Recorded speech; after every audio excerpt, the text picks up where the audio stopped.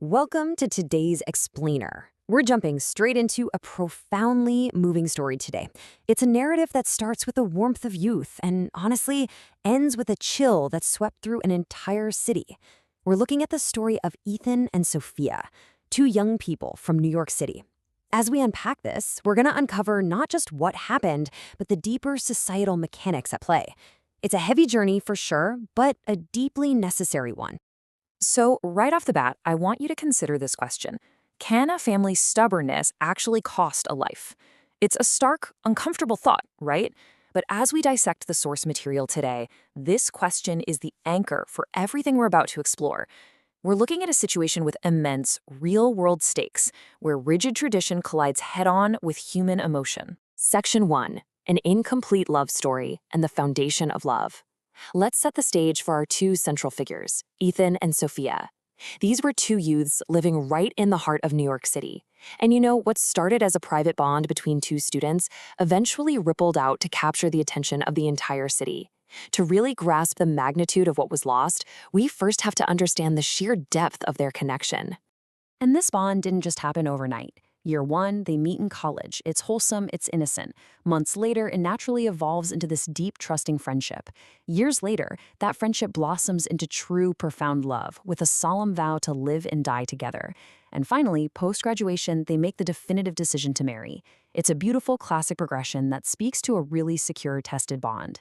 But sadly, this joyful dream was about to hit a massive wall. Which brings us to Section 2, the family's rejection and the ideological clash. This is the inciting incident. When Sophia finally brought Ethan's name to her family, all that happiness they had built over those college years collided instantly with the harsh reality of parental opposition. The pacing of their lives shifted overnight from a steady romance to a tense, urgent crisis. You see, this created a stark ideological divide. On one side, you have Sophia, desperately pleading with her family, arguing that a person's worth is found in their heart, not their bank account. But on the flip side, her parents held an incredibly rigid perspective. Their daughter was to marry a wealthy businessman, period. Because Ethan came from an ordinary family, he was immediately disqualified in their eyes. This wasn't just a minor disagreement, it was a fundamental clash of values over wealth, status, and human character. And the parents' response? It was swift and extreme. They didn't just disagree, they completely took away her agency. They snatched her phone, locked her inside the house, and strictly banned all meetings with Ethan, just a total blockade. But Ethan? He showed up every single day. He waited outside her house, just desperate for a glimpse of the woman he loved. It really is a testament to a sheer devotion against an absolutely impossible barrier. Moving into Section 3, the last night at Brooklyn Bridge, the emotional climax. After weeks of this forced separation and total silence, the two somehow managed to make contact. They arranged one final, desperate meeting under the cover of night. Picture this scene. They're standing on the bridge, both of them just in tears. Holding her hand, Ethan makes this steadfast vow. Even if the world wants to separate us, my love will never diminish. I really want to linger on that for a second because it anchors the emotional weight of this entire explainer. It's this powerful declaration of defiance, but also you can feel the tragic acceptance of the forces moving against them. And Sophia's response is just equally heartbreaking. Through her tears, she says, "I wish our families could understand our happiness." Just let that sink in for a moment. She wasn't asking for money or status or this grand life. She just wanted her family to recognize her simple happiness. But tragedy struck right then. Before they could even process this goodbye, Sophia's family abruptly arrived at the bridge and forcefully tore the two apart, dragging Sophia away into the night. That leads us right into Section 4, the tragic resolution and the heartbreak. We're shifting from that tense climax on the bridge to the incredibly devastating, somber aftermath of that forced separation. The timeline just accelerates ruthlessly here. A few days later, a completely broken Sophia is forced into an arranged marriage with someone else. Inside, her spirit is entirely crushed, forced into a life she never wanted. And outside the church, Ethan stands alone, crying endlessly. The proximity of their physical bodies, literally separated only by the walls of the church, perfectly mirrors the immense emotional chasm created by her family. And here is the ultimate, devastating conclusion. Shortly after that wedding day, under deeply tragic circumstances, both Ethan and Sophia's lives came to an end. Their profound love story was left forever incomplete. And this wasn't just a private heartbreak anymore, it was a total collapse of two young lives. and it sent absolute shockwaves throughout New York City.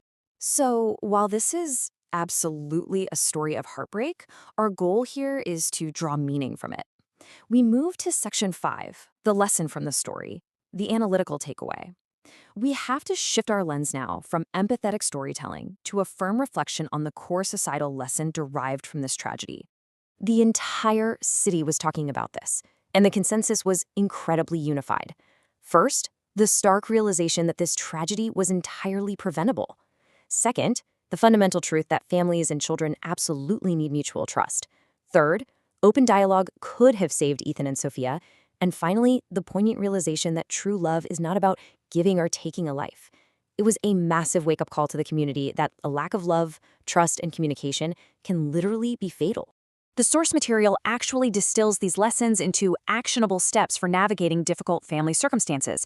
It's 3 clean steps. Step 1, communication, actually having the willingness to listen to one another. Step 2, patience, taking a breath instead of reacting with extreme isolation tactics.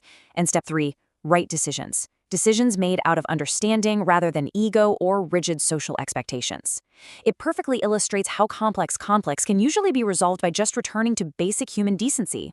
Ultimately, families and children must strive to understand each other's feelings, because that true understanding can prevent the most tragic of events.